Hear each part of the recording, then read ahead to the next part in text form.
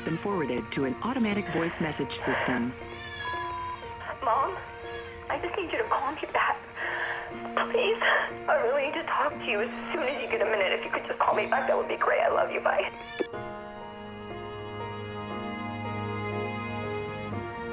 I heard the voicemails that Carol left my mom the morning of May 20th.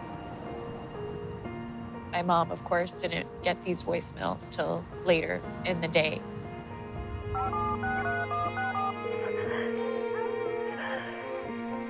Please, please, please. Your call has been forwarded to an automatic voice message system. Mom, I don't know what to do anymore. Mom, I haven't slept. I'm so tired. Mom, I think I really need some help. I'm so scared. Things are so weird over here. Can you call me back? I just need you to call me back. Okay, I love you. Bye.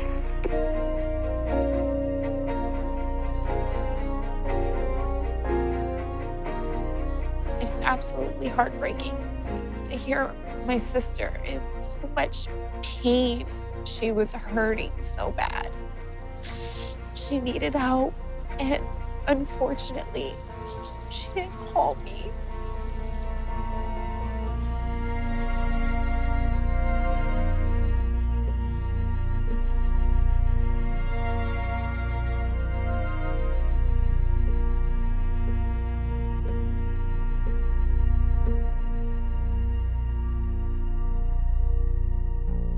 When I first heard that Carol harmed her daughters, I knew she was sick. I knew there was something wrong with her. She would never harm her child. You don't do this on purpose. Who in their right mind could do this to their own kids? Who? If there's a person out there, I hope I never meet him, but Carol wasn't that person to me.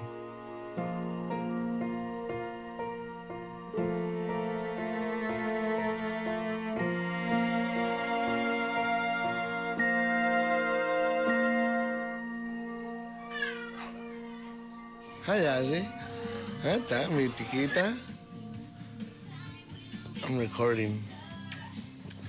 Yazzie and Mommy? Carol was one of the sweetest, greatest people you would ever come encounter with. She was a great mom. She was always there for my daughters.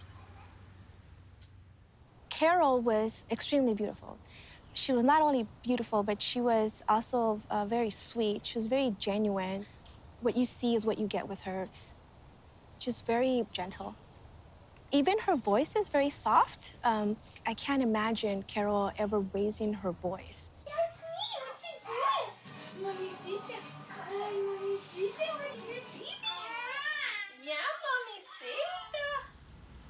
Carol was an amazing mom. She loved her baby girls so much. Sophia. What's up? Hush. Sophia. Oh, she found a cookie. Wait for some your snack.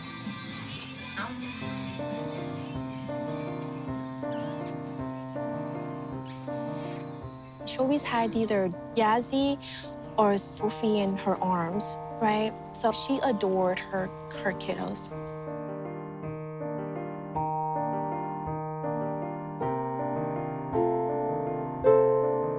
I felt very comfortable around her, and I think that if she was available, I would most certainly ask her to watch my kids for a few hours and so forth, just because I knew how gentle she was with her kids.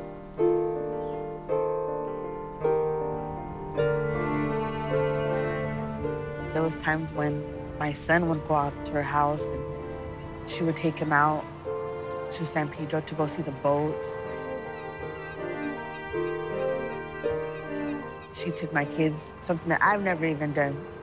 To this day, she took them out to go see the stars.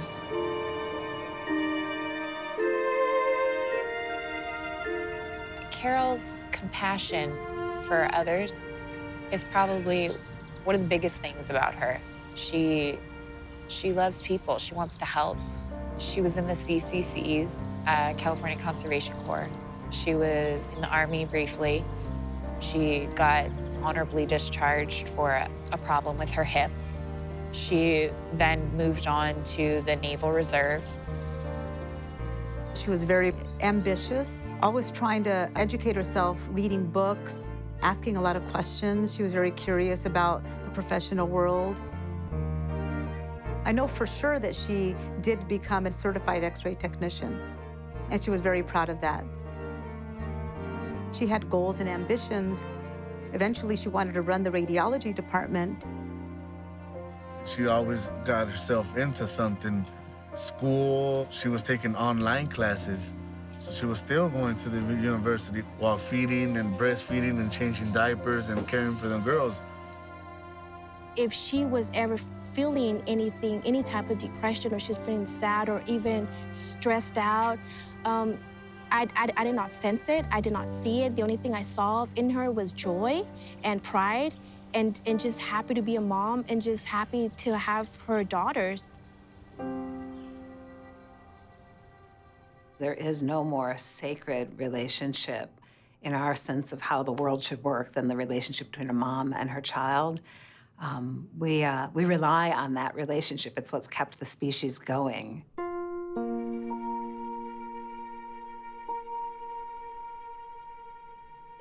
When we hear that a mother has taken the life of her child, we're horrified.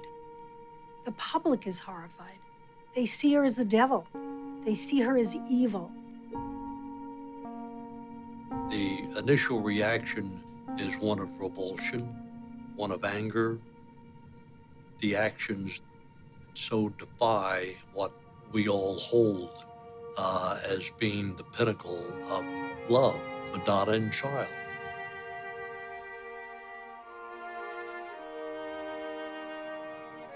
The idea that a mother who's supposed to love her child would kill that child, in any way harm and neglect that child, is really difficult to grasp. Until you understand, what I've learned to understand is that it's absolutely not her fault.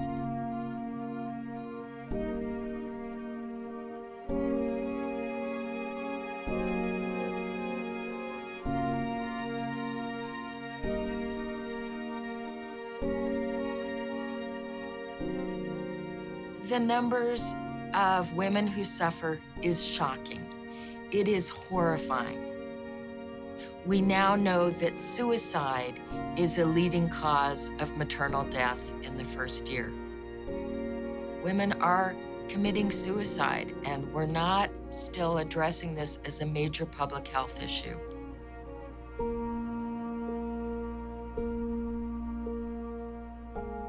Motherhood is full of paradoxical feelings. I love this child. This child is, you know, getting on my nerves. I love motherhood. It's the hardest thing I've ever done. Every day is a series of paradoxes which can build up to create no-win situations. The more stress that a person has in their lives, and having multiple children, having economic stress, having work stress, relationship stress, then our ability to manage and hold all of that is severely compromised. And so it's actually not surprising that some women snap.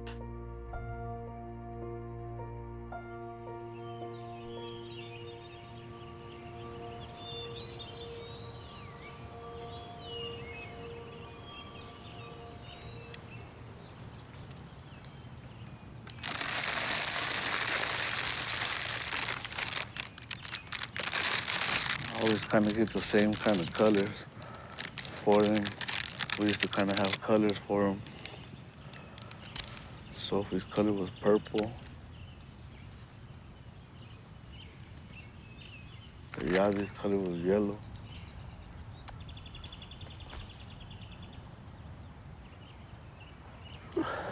Zenia was white.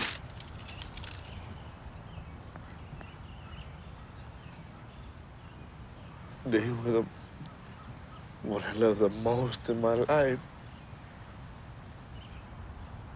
I miss them so much. They were bright. Everywhere they showed up, they illuminated the place.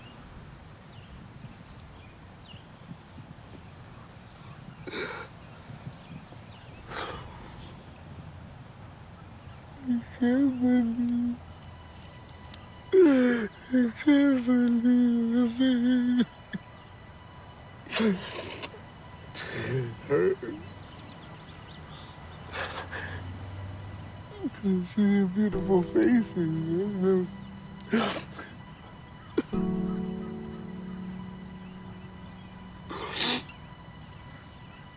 Oh my God.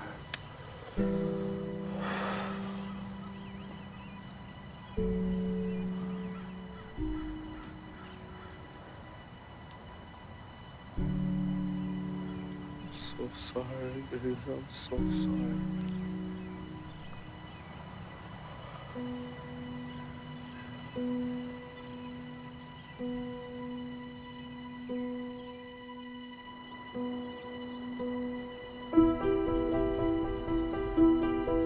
This afternoon, this driveway is where sorrow still lingers. Over here, you will find a growing memorial for 3 young girls who were found dead in a bed, and now their mother is facing criminal charges. We know they're all in heaven. Please pray for my babies. Pray for Rudy. And even pray for that woman. She had a demon inside her that day. The suspect in this case is 30-year-old Carol Coronado. Carol had called her mom saying she was going crazy. When the grandmother came to help, she found the bodies of her 3 grandchildren in one bed. Carol, the grandmother said, had been stabbing herself.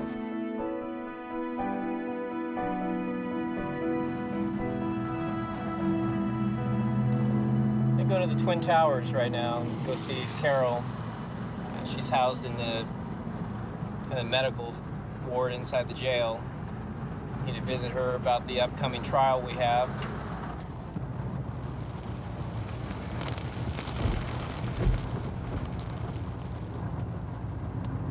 I'm looking for the right result, which I believe and our experts believe is that she's not guilty by reason of insanity. You know, yes, the act was done. I don't think there's a real question as to who did the act.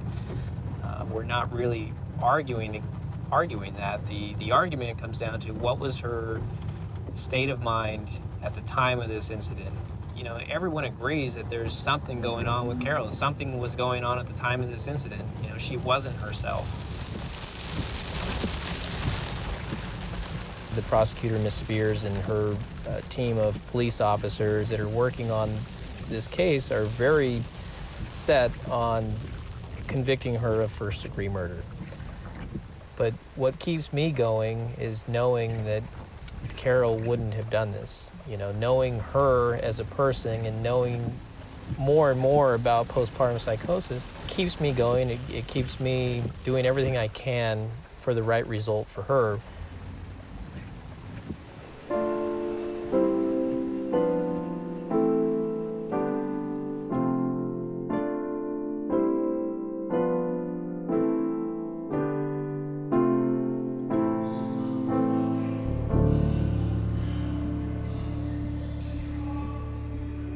I met Carol Coronado upon her arrival at Twin Towers Correctional Facility, roughly maybe 6 days after her crime. When I met her, she was similar to a catatonic patient. She appeared extremely depressed. She barely moved. We had placed her in a suicide gown, a Kevlar material. It's not comfortable.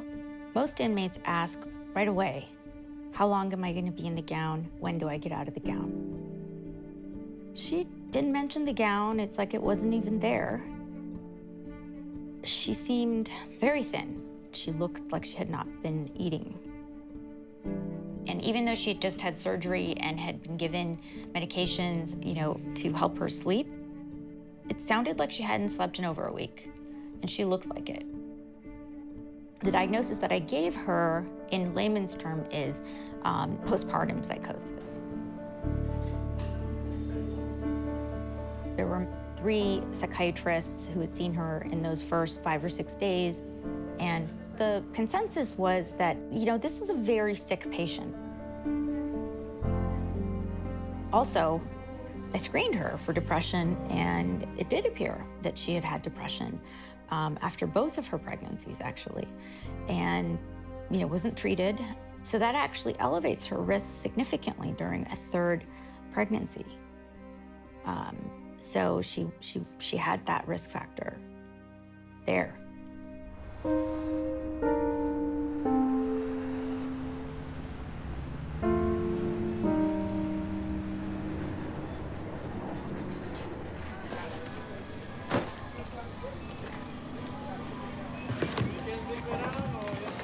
Here at the Alpine Village Swap Meet.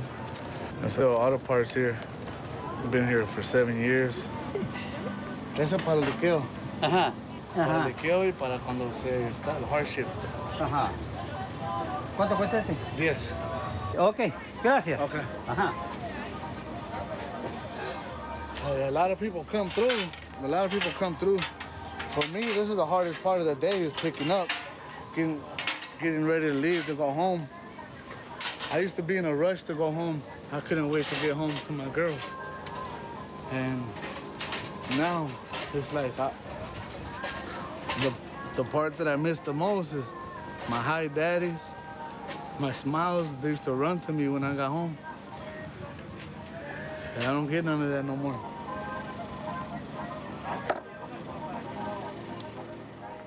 As a father, I was kind of raised to work, provide for your family. We didn't really have no luxuries. Like, we didn't have a lot of extras, but we weren't, like, struggling. We were okay. I love the fact of having to provide for my family, because that made me. I love the fact of waking up in the morning, coming to work, because before I left to work, I would look around and I'd see my little girls. And that was my energy, that was my power to push, and I pushed. For them, I pushed.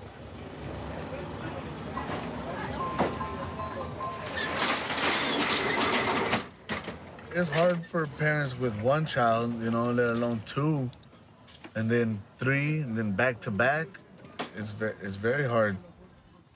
Carol did most of the duties when it came to my daughters. I would help her, but she did mainly 95% of it. Now, I did like going to work and providing, but she did most of the maintaining. So it was very difficult for Carol as well. It was very difficult.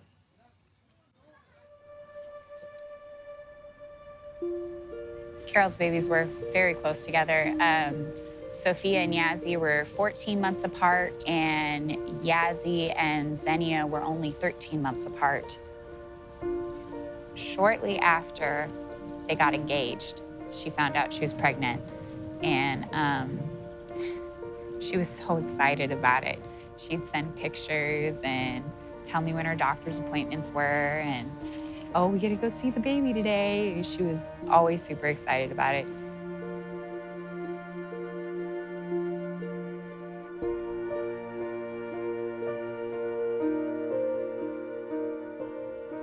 When Sophia came, it was probably the happiest day. I don't know that I've ever seen her happier. She was full of joy. She was definitely very excited about meeting her, holding her. She didn't want to let go of her baby. It was her baby. I don't think she had any difficulties with it. She didn't complain about being overly uncomfortable.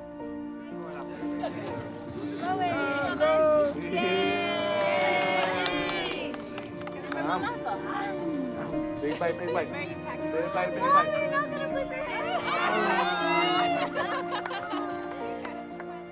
I don't know that she was necessarily ready to have more babies. I don't necessarily think any of them were planned. I think they were kind of more surprises, welcome surprises.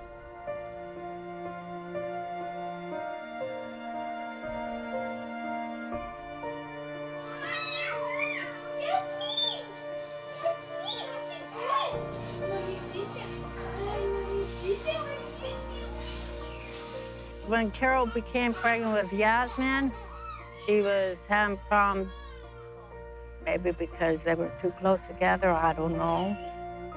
There's points where she was bent over and she couldn't get up in the kitchen. I had to help her up and put her in bed. I didn't notice any changes in Carol after Yazzie, other than the fact that she was tired, but, you know, I'm a mom too. I'm tired all the time. She didn't seem sad. I mean, I know that she was very, very stressed because the kids were so close in age. My kids are 2 years apart, so I understood what she was going through when you have little kids. But she was always very patient. She would never yell at the girls. Do that one. Yes. Oh, yes. Good job, Sophia. 5-5. Carol did confide in me that it was very difficult for her because she was trying to better herself. She was trying to finish her bachelor's degree. She was trying to do a lot of things that were already difficult as it was, and still trying to be a mother and a wife. When, you know, she was with the children all day, Rudy was working, and when he would come home, she would expect him to take over so she could try to do things, make dinner or study or do whatever she needed to do. But Rudy expected certain things. His mother was a stay-at-home mom, and so he expected dinner to be set and to take care of the kids, and he would go to work and come home and things should be done.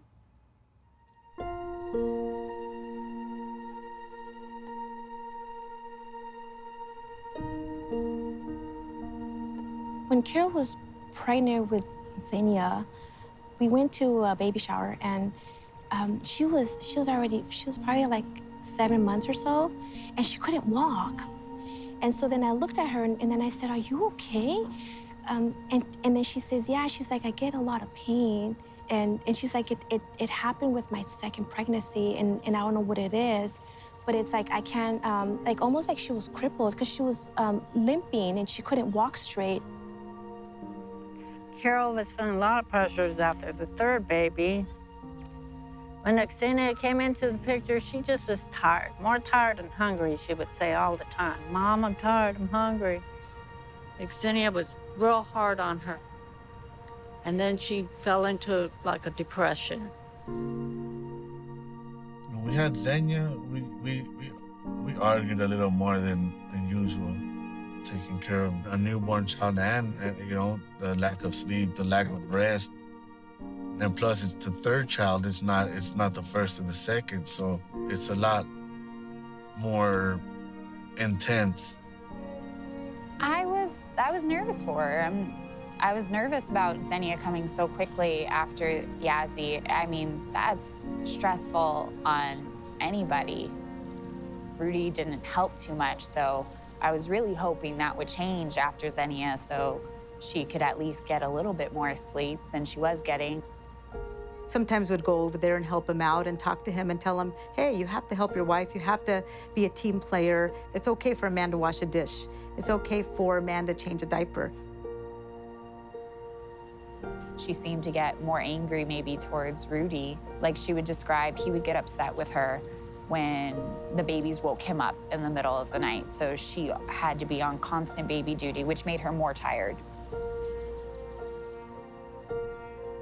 As I do look back at the whole situation, I wish I would have done more to help her, to relieve her of duties.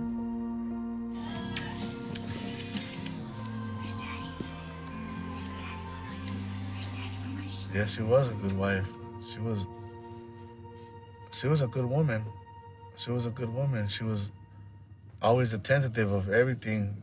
She was always there. She helped out a lot. She helped out a lot. She was a better wife than I was a husband. She was a better wife than I was a husband. She was a better person than me. She's a way better person than me. She just went through this. She went through this psychotic disease, and it ruined both of our lives.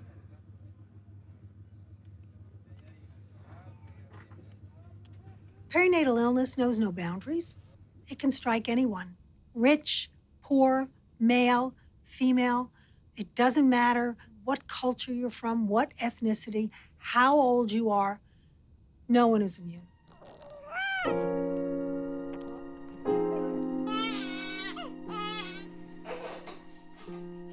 There is a full spectrum of mental illnesses or mental health struggles that arise in the aftermath of childbirth.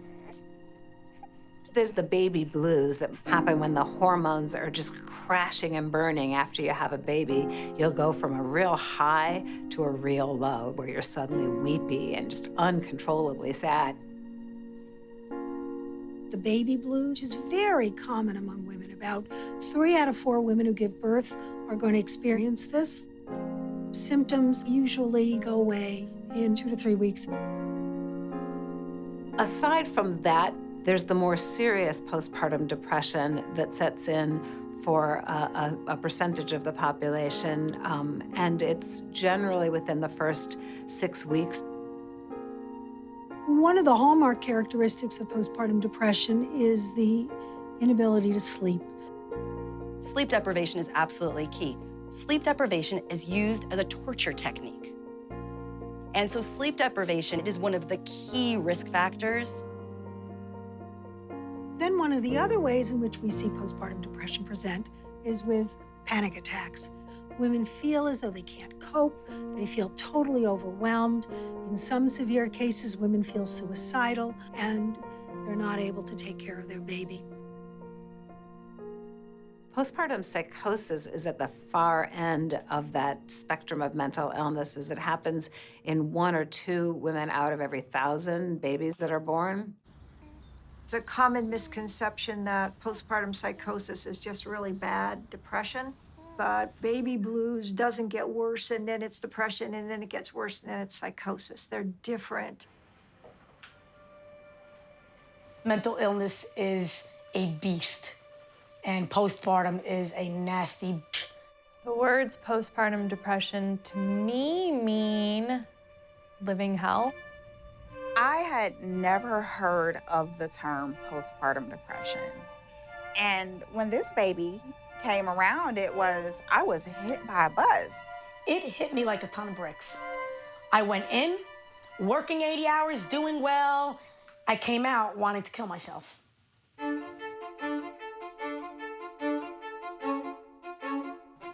I noticed I was really irritable. I felt down. I was angry. I would lash out. I'm experiencing daily anxiety attacks, something I'd never experienced in all of my 40 years. The anxiety just kept getting worse and worse, and it was just these constant thoughts that you just could not shut up in your own mind. That was part of the living hell. And it would be anything from, like I said, the baby wipe, to not wanting the kid, to having to make dinner, to doing the laundry, to she's crying again, till I gotta feed her, till I gotta get up, my husband's coming home, people are visiting, I'm exhausted. He would cry, I would cry, and we would just cry together. I fell 5 million feet down. I wanted to be the mother that I had always dreamed of being. And instead of being able to be that mother, I was on my knees and I could hardly function. My wife would get into her depressed states and she would basically just not take care of herself, my daughter, even the animals in the house, like the dogs and the cats wouldn't get fed. Like my daughter would be still in the same diaper since I left for work in the morning. I stopped eating. I lost 55 pounds in 2 months. But I also was really struggling with intrusive thoughts about harming my baby. I would be holding her and I would think, I wonder if I just banged her head into the counter. And then I'd be like, what do you mean? I don't want to bang her head into the counter. I would pass an electrical cord and I would suddenly imagine it around my baby's neck. I would pass a microwave. I would imagine putting the baby in the microwave. Any possible harm. These thoughts are alien to these women. It's not that they really want to do it. And in fact, they feel terrible. They are just tortured. I was horribly ashamed and really quite afraid of telling anyone. I kept the scariest of the images and thoughts to myself. And it was a horrible, deep secret. And all I could think of was, if I just close my eyes and go to sleep, she'll be fine. My husband and my mother are here to take care of her. I did my job. I brought her into this world. I am not equipped to take care of her. My job was just to be a vessel and bring her here. There's no way I can even try to take care of this young baby. Most women feel like they're going off the deep end. They have absolutely no idea what's happening to them. And again, the shame of feeling depressed at a time when you're expected to feel really happy tends to exacerbate the problem of postpartum depression. Women tend not to name it. They tend not to talk to their doctors or even their spouses about it. And we blame ourselves.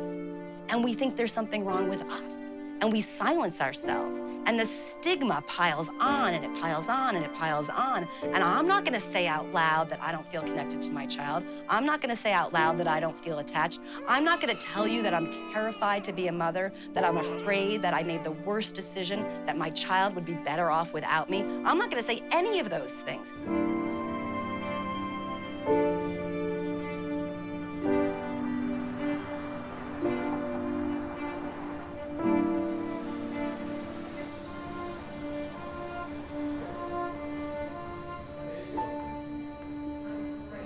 The father of those 3 young girls allegedly murdered by their mother in Torrance came face to face with his wife in court today for the first time since that family tragedy. No cameras were allowed in court, but reporters were. Carol Coronado was brought out in a wheelchair. We watched as Rudy Coronado shook uncontrollably and wiped away tears every time her name was mentioned. This obviously was a big story. The public was very interested. There are hardly ever stories like this where a mother is accused of killing her own children. I just want to thank everybody for their support. Everybody. I first found out about the case when my boss called me in the evening, and she told me that to turn on the news.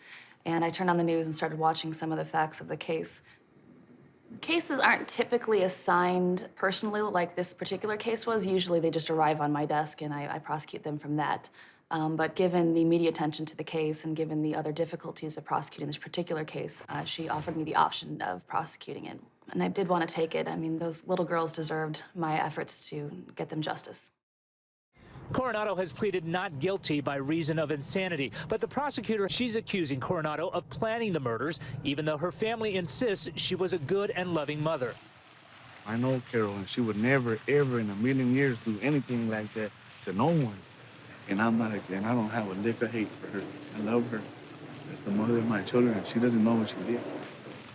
That's why I'm gonna stand behind her 1,000% because I know she didn't do it. It's a disease out there that destroys families.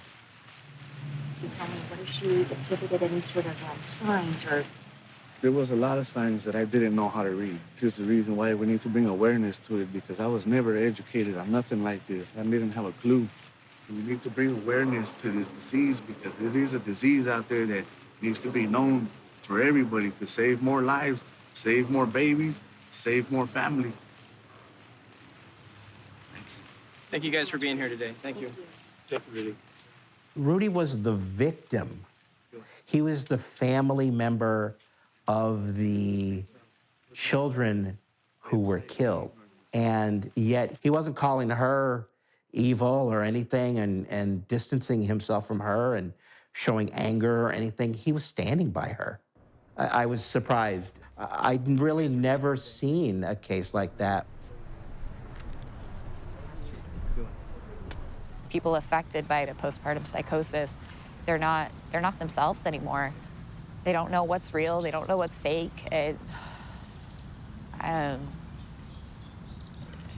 There's no way Carol could have hurt her babies knowing that they were her babies. Not a chance. Carol, when I went and visited her at the Twin Towers and trying to find out what actually happened, you can't talk because everything's being tape recorded, she goes, Mama, her voices. I went like, what voices, Carol? Because I'm interested now. What voices? She just shook her head no, like, I can't tell you, Mom. Someone was telling her to kill the children. So, of course, that's lingering in my head, like that happened to me. But when I had that tell me to kill my child when I was breastfeeding, well, I didn't take action. So, like I said, I don't understand. If it's hereditary, yeah, I had the symptom of that.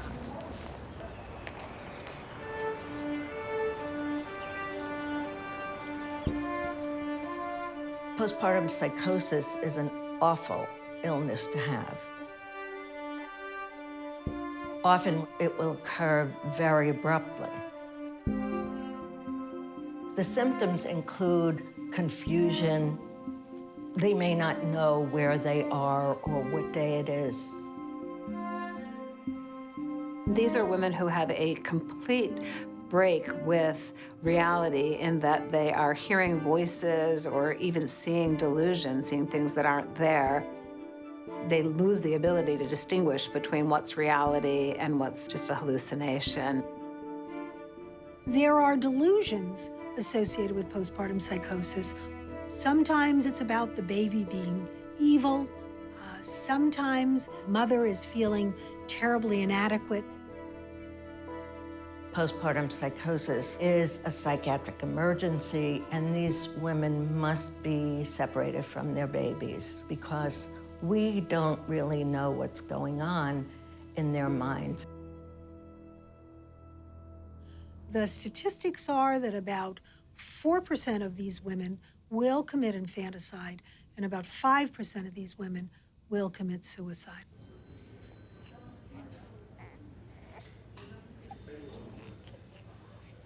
I've never heard about postpartum psychosis, nor were we ever spoken to about that after Shane was born. Postpartum psychosis, I had never heard of that. In fact, until I don't even know, 4, 5, 6 months ago when I started looking into postpartum depression after my wife was dead. I suffered postpartum psychosis. I had it with my first child in 1980. During my first prenatal visit, when I saw my midwife, I told her I had done some pretty crazy things after Allison was born and I was hospitalized in the psychiatric unit. And her advice at the time was, you don't have to worry about that happening again. I had a daughter named Melanie who wanted a baby more than life itself. And when Melanie delivered her baby, she went into postpartum psychosis immediately. I had no idea how deadly it was. I had no idea how many mothers had killed their children under the influence of postpartum psychosis. I had no idea that I wasn't going to be able to save my daughter. Everything really was picture perfect until I stopped nursing Michael at 9 months. Little did I know that that was going to drive me completely insane, and that's what happened.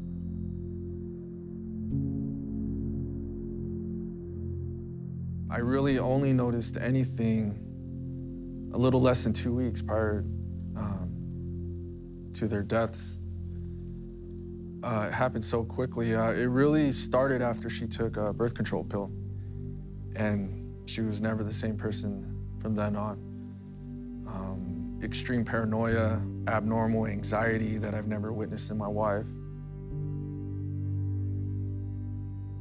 I started to think that Michael was the devil and that it was really my calling that I needed to drown him. I remember kneeling, begging God to tell me what to do. And I took him and filled up the bathtub with lukewarm water, and I just placed him down until he died.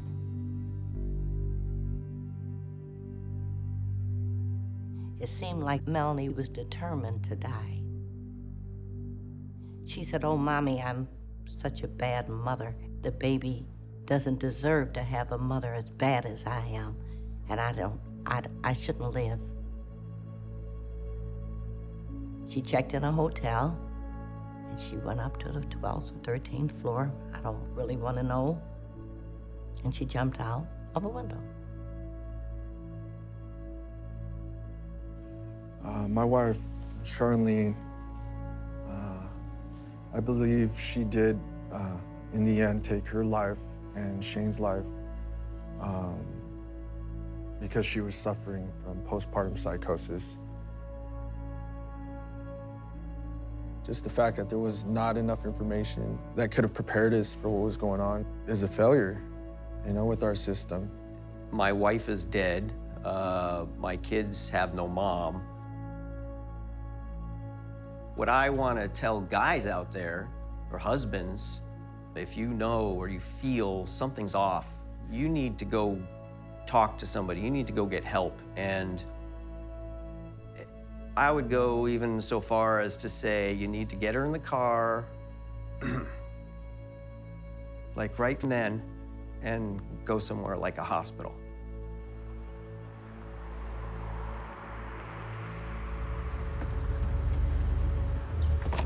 You want to go by Carol's house where she kind of grew up? Sure.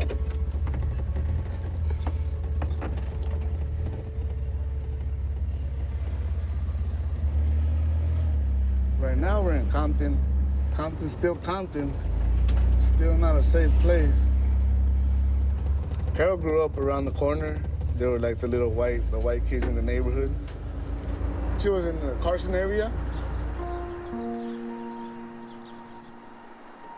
I've known Carol over 20 years. She was a sweet, quiet little girl. She would sit to herself, play by herself. She's very passive like her mother. Very sweet thing. She was very obedient. This is Carol's old house where she grew up. This green one? Yeah. I didn't used to look this way. It was all beat up like this. And then here's this house over here. Every time we would come by here, she would either start crying or she'd kind of go like this in this house right here. She said she got molested in this house right here. She said she was like 5 years old. So yeah, we would come by this house, we would come by this street right here, and she would either shrivel up, or if we came walking, she would run past this like a little girl, like she would have flashbacks of when she was young. Carol did have some traumatic events in her life. She was molested a couple different times. Once by a family member. She had a gang rape scenario when she was in the Army briefly. To my knowledge, she didn't report it to anybody, but she did tell us about it. She was always stuck in the past of all the traumatic things that happened to her. So every time something happened, she would always compare it to something that happened in the past.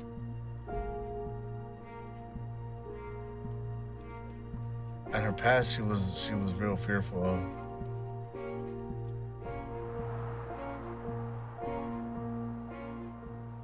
We know now, the science is there, that there is a significant correlation between early childhood trauma and later psychotic illness.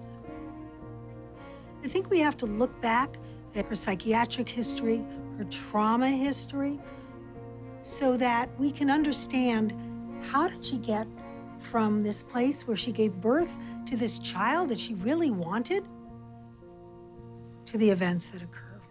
You know, what's so fascinating about this case and tragic, of course, at the same time, is that there were 3 babies lost. Right. Not just one. And because it's 3 babies and not one, we vilify her 3 times as much. Instead of recognizing that that's a risk factor. They were all under 3, and what mom doesn't understand. And a woman with mental illness, a woman who was seriously mentally ill. I mean, you're familiar with Carol's case. You've spoken with Rudy. You're very well versed in, you know, her own trauma history. And it's like a textbook. I mean, she checks all the boxes. She has, first of all, was hearing, you know, voices from the time she was age 5, has been a witness to domestic violence, has been repeatedly, you know, sexually abused, gang raped.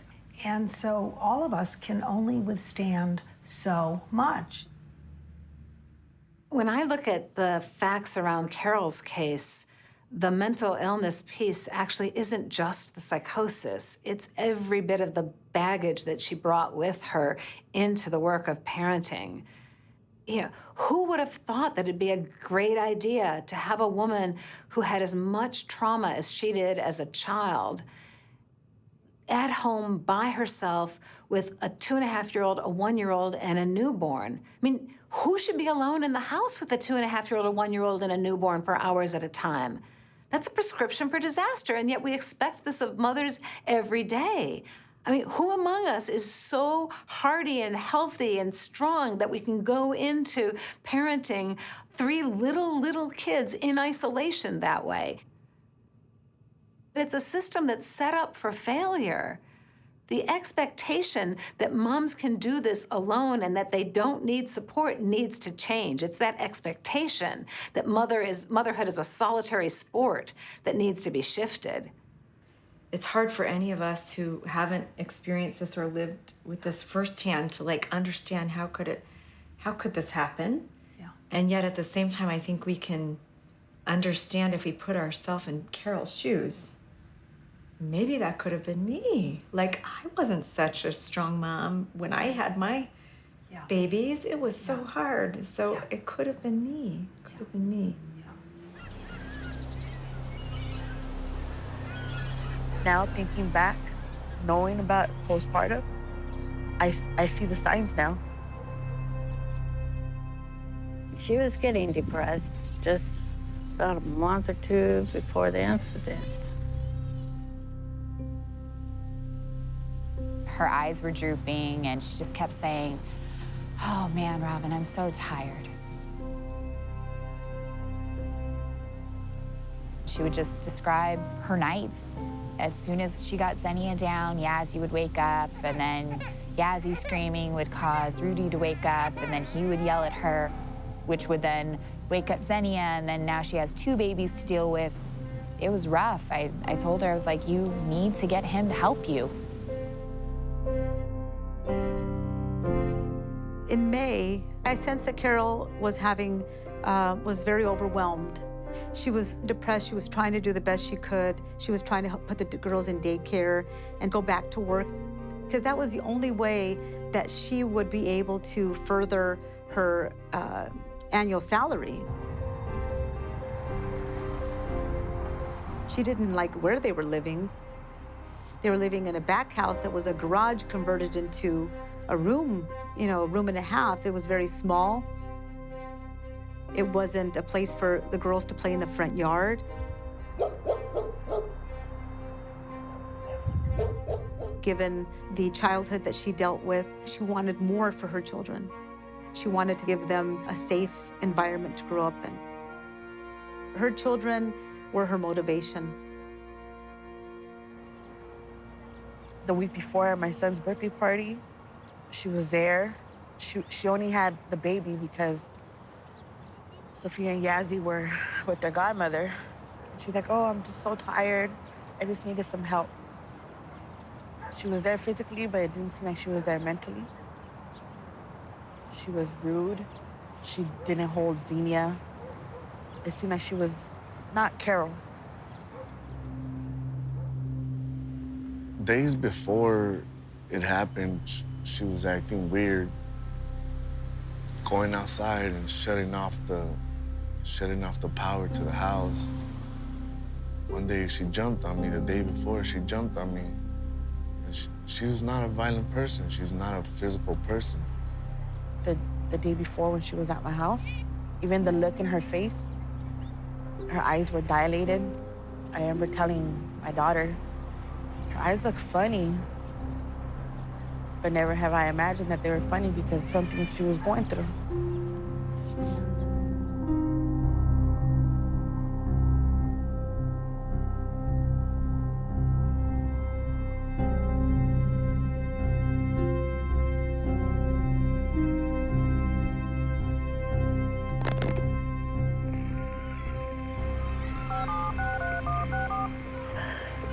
Your call has been forwarded to an automatic voice message system. Mom, I just need you to call me back, please. She was acting weird since the morning. Since we woke up, she was acting weird. She woke up, screamed like a crazy person. You know, and I didn't know how to deal with it or how, so I just kind of walked out and called her mom. I feel guilty about that day because I couldn't answer my phone. I was driving school buses. And it kept ringing, ringing, ringing.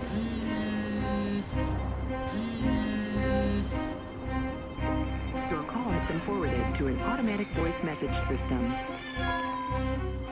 I need help, Mom. I'm just nervous. I've been having anxiety. I can't sleep. And everything just feels really wrong. I think I just need you to call me back when you have a second, okay? I love you.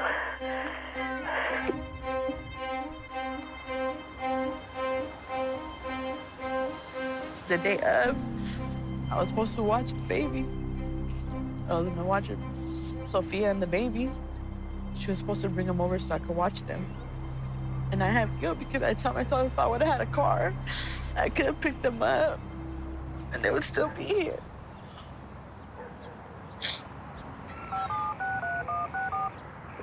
Your call has been forwarded to an automatic voice message system.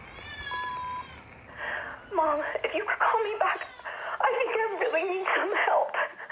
We had a really big fight this morning and I don't know what to do anymore. We're running out of money and I haven't slept. I'm so tired.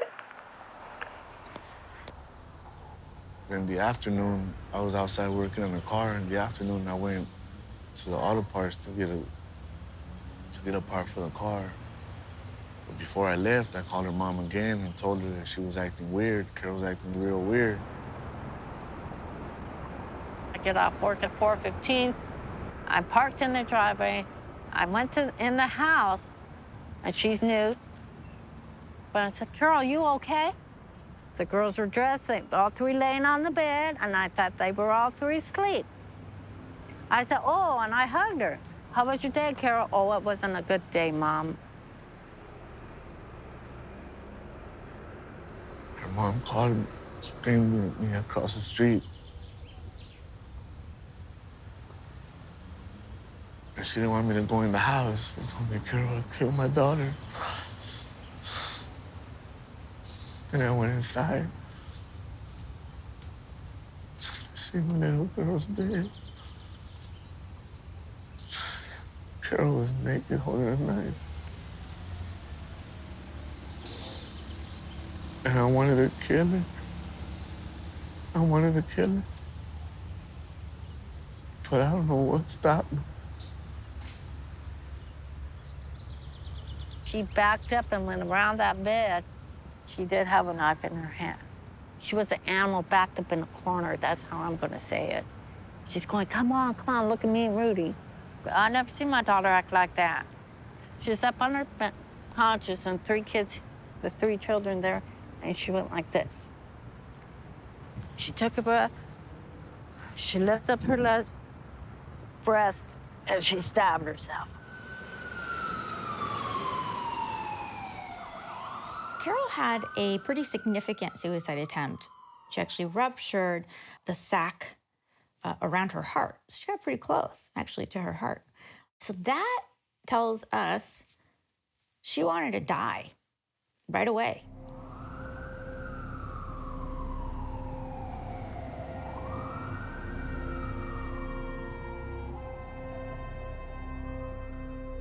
In a surprising number of cases of mothers who kill their children, there's also an attempt at suicide.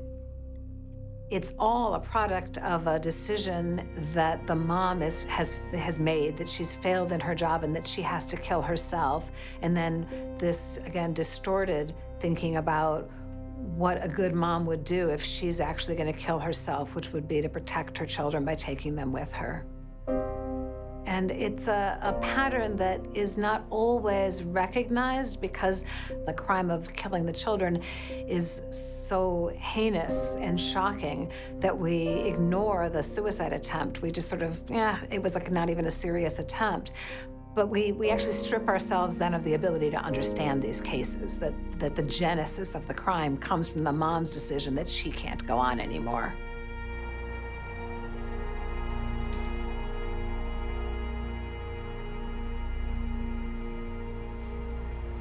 It's been over a year since we started on Carol's case, and we're prepared for trial at this point.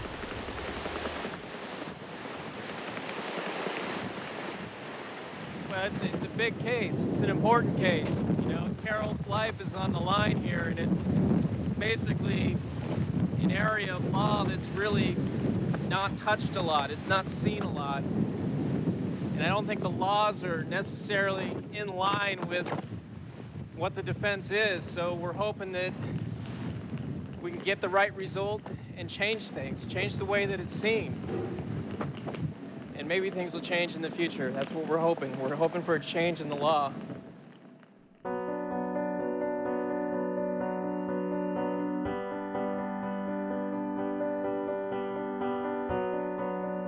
Although people will describe this country as the most civilized country in the world, when it comes to issues of postpartum depression psychosis resulting in the death of a child, we're backward. We're not progressive. We're regressive. The United Kingdom, Canada, Australia, and 29 other European countries have infanticide laws. And these infanticide laws provide for the biological vulnerability of childbirth. If a woman kills her baby under 1 year of age and she is found to have a mental illness, she is charged with manslaughter instead of homicide, and she's sent to a psychiatric hospital. Here in the United States, we think of these issues very, very differently. And the laws are in direct conflict with how we think about psychosis and what we know about postpartum psychosis as mental health professionals.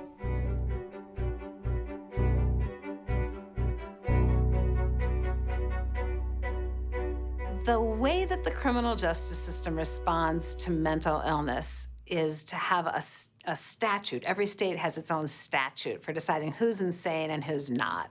If you're insane, you have a 100% defense against the charge of homicide or of murder, right? So the stakes are really high for the criminal justice system because you're gonna walk away with a not guilty for reasons of insanity.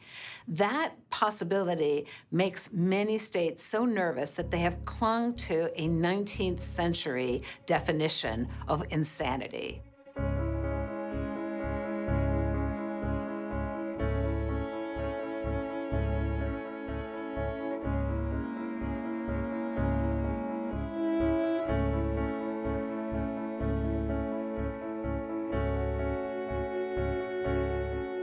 About half of our states have something called the McNaughton Statute. And what that states is that in order to be found mentally ill, the person did not know right from wrong at the time of the crime. These laws assume that a person who is in the throes of deep mental illness is actually capable of thinking logically about right and wrong.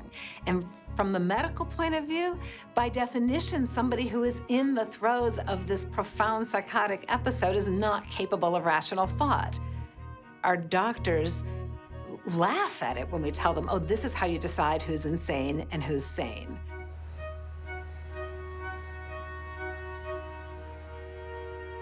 There were two phases to this trial. The first was the guilty phase to determine whether Carol was guilty of committing the murders, and then the sanity phase.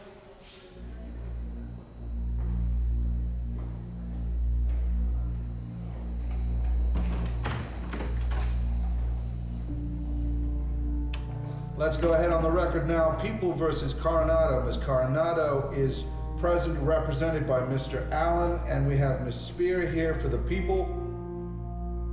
Certainly this is one of the most heinous crimes I've seen, and I've seen quite a lot in 10 years. But those little girls, they were absolutely slaughtered. I actually went to the girls' autopsies, and those girls were babies. And to see babies laid out on a cold slab like that was just absolutely terrifying, absolutely terrifying. It's something I will never, ever forget. The prosecutor had investigators describe the knives they found, including 3 knives laid out on a table. She's accusing Coronado of planning the murders. We heard from coroners and evidence related to blood splatter and to autopsies. It was just a hard day overall, seeing all the photos and the evidence. Carol's demeanor and emotions change very drastically and very rapidly when she hears something, because for her it's like the first time she's hearing it, and not having any memory of the incident, when you're confronted with some of these issues, it's very traumatizing to her, and she just doesn't know and doesn't believe that she could have done this.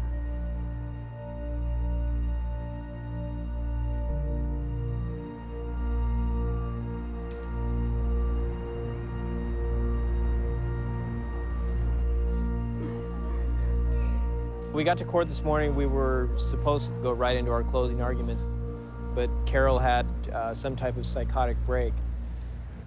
She's confused. She's asking for her mom, asking for her kids, and asking for Rudy. At this time, the court reporter cannot hear Mr. Allen. Make a record because of the disruptions by Ms. Coronado. At this time, the court is going to order that she be removed from the courtroom. Stop! Stop saying my name! While you're doing that, go ahead and make a record. Your Honor, during the course of the morning, my client became more despondent. Let me talk. I need to talk. More withdrawn, confused, incoherent, and her overall behavior has altered. I need Ms. a Coronado. doctor. Stop moving the table. All right, let's go ahead and remove her. Stop! Remove her from the court, please. Mr. Allen, you may continue with your record. Mr. Allen, you may continue with your record. She was lifted and removed by handcuffs. They lifted her off the ground. She screamed through the hallway. It was terrifying. I've never seen her like this before. I don't believe she understands the nature of why she's there anymore. She's having a severe psychotic break. I declared a doubt as to her competency, and the judge didn't find substantial evidence of that today. She feels alone, she feels trapped, and I'm afraid for her safety and her well-being right now.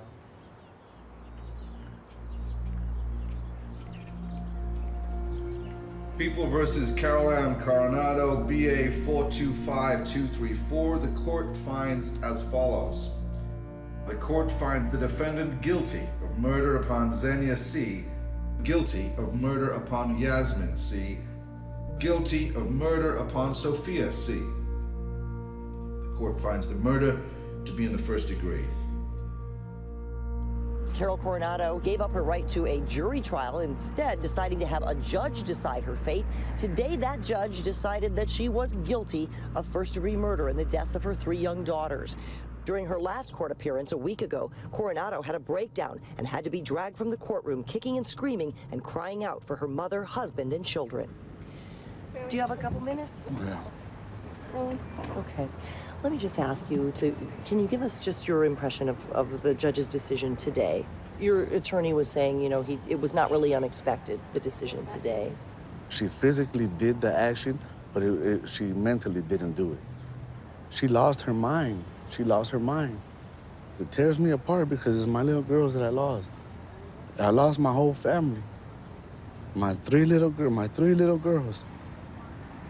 And Carol, she didn't mean to do that. I strongly believe that. The sanity phase of the trial, that begins tomorrow. Now, since the DA is not seeking the death penalty in this case, the sanity phase will decide whether Carol Coronado spends the rest of her life in prison or is sent to a mental hospital.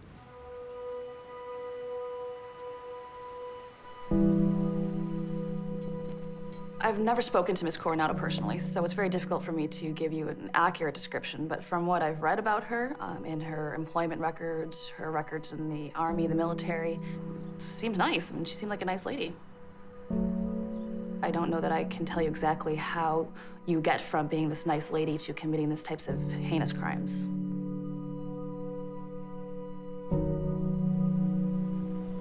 It was hard to see from behind her, but her lawyer says Carol Coronado did shed a few tears. Deputies were describing what they found in her bedroom in Carson in May of last year. When one deputy saw her, he said, quote, she just had a blank stare on her face. Another said, quote, I don't know if she knew we were there or not. They saw her in a state of confusion, you know, and that confusion is very important for major depressive disorder, postpartum psychosis, the blank stare, everything that shows she's just not all there. Well, my role in the trial was to help explain Carol's state of mind at the time that she took the life of her 3 children. I met with Carol 3 or 4 times. It was very clear to me that with the birth of each of her children, her perinatal mental illness became more and more severe. It was very clear to me after I left her the first time that this was a woman who had suffered with postpartum psychosis.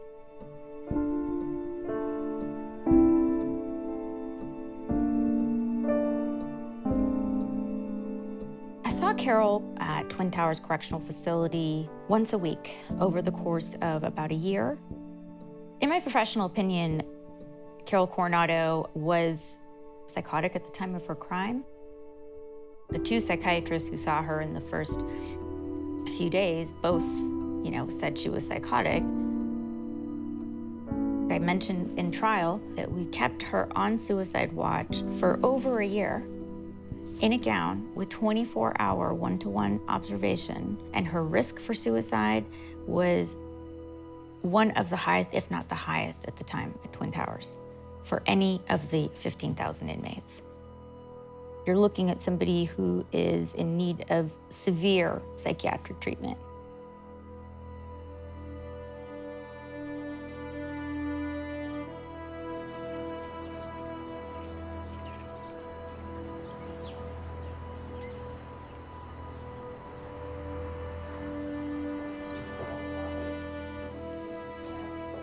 She needs help.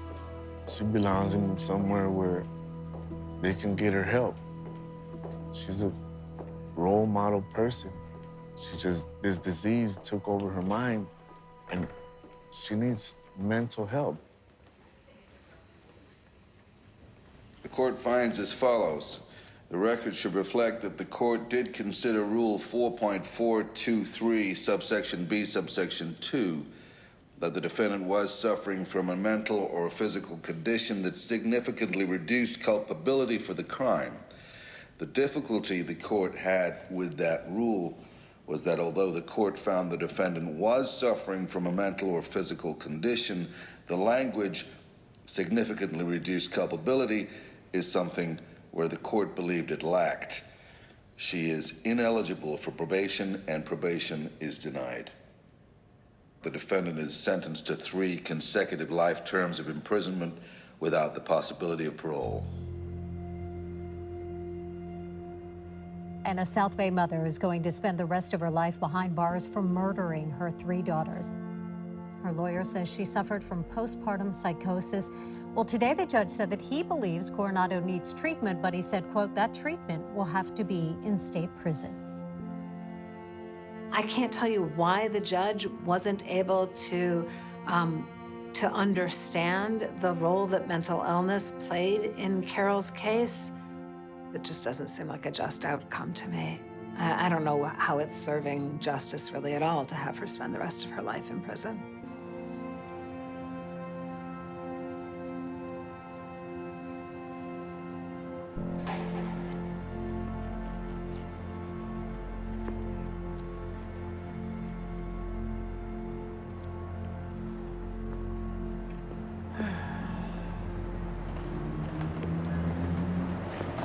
How's she doing? Not good. She told me to tell the family that she loves you guys and it's not your fault. I failed, you know, I failed Carol. I don't know what else I needed to do, you know? I mean, obviously I respect the judge and his opinion, but he got it wrong. I mean, I think the evidence was there, I just don't know what was missing, so. When you look at this and you look at postpartum psychosis and you recognize that it's real, it's placed right in front of our face and there's no other rational explanation, and they still won't even consider it.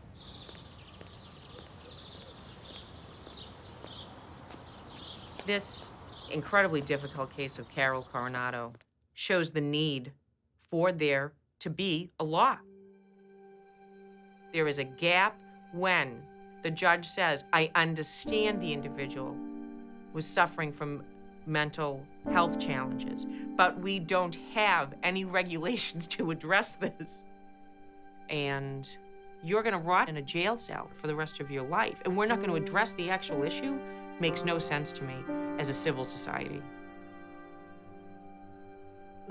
We failed her twice. We failed her twice. When she reached out and knew she needed help, we weren't there for her. And then to know that she's facing a life in prison is gut-wrenching, and we have two broken systems, a broken medical system and a broken legal system.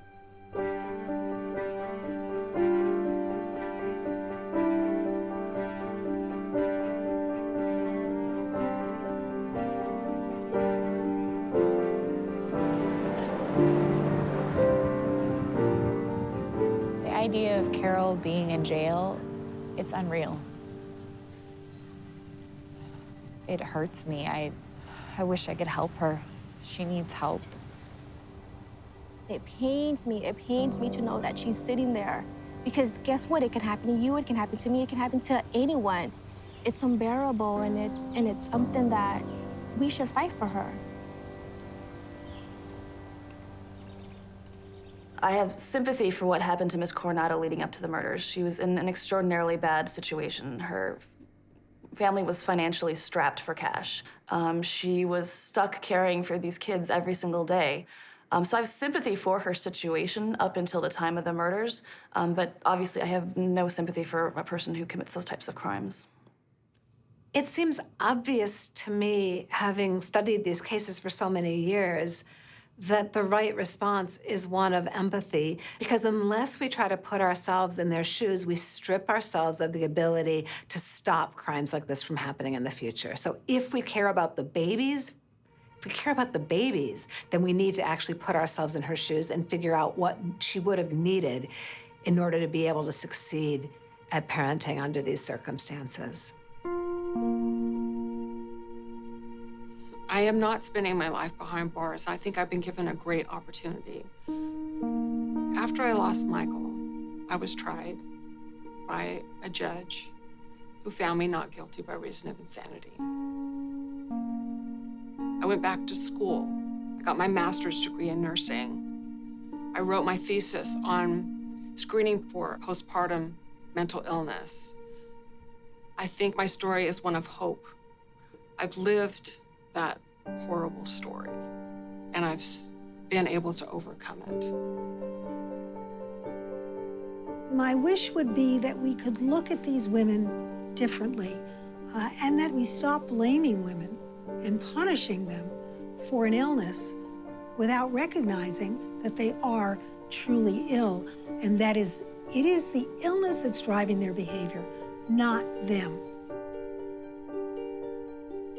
What we need to do is care for these women through the mental health system.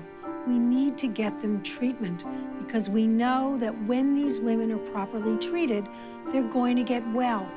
They're going to get well.